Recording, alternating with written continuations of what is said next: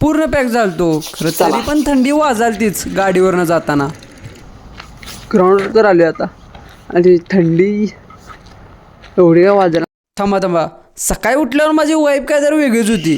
तर कसं काय भावांनो, जर आत्ता उठलोय आणि आता आवरायचं आहे, गरम पाणी प्यायचं आणि जायचं डायरेक्ट व्यायामला.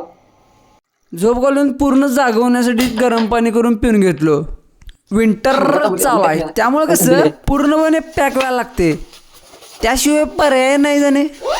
पण एवढं बास होते, बास की. आणि काय चादर घेऊन जायचं वे मग बिरमम झाला आता असा कडक म्हणजे पळायचं का नाही, बॉडी अशी तापली पाहिजे जाम. माझा 5 किलोमीटरचा रेप पूर्ण करून मग व्यायाम करायला चालू केला. व्यायाम पण आपला खतरनाक लेवल नसतोय. व्यायाम करता करता पहाट व्हायची. हे सगळा पिक्चर टाईप सीन दिसायला बघा. सगळ्यात महत्त्वाचं, व्यायाम झाल्यावर पहिला स्ट्रेचिंग करायचं, त्यानंतर दुसऱ्या दिवशी चुकवायचं फिक्स, लास्टला कोअर वर्कआउट इज इम्पॉर्टंट. व्यायाम करून आता चाललोय घराकडं.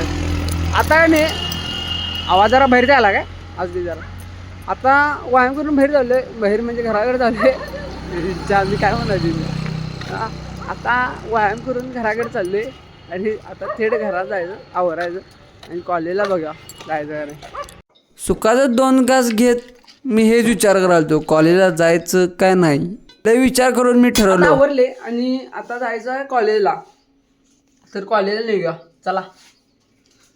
ह्यो फुल पॅक वाघ 80 स्पीडनं कॉलेजला निघाला आणि कॉलेजचं तोंड बघून परतलो. आणि आता जेवायचं आणि रेस्ट घ्यायची. आवरलोय आणि आता जायचं जरा असं बाहेर बनायचं आणि मग आपण व्यायामला जायचं. मग जरा खरेदी केली गरज नसलेली, मग आपला व्यायाम चालू केला. संध्याकाळचं व्यायामचं टायमिंग जरा लईच लेट व्हायले. एवढी टायमिंगची चुकी मी कॉलेजला पण करत नाही.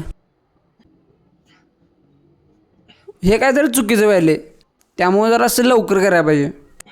जेवायचं आणि झोपायचं, तेवढंच काम.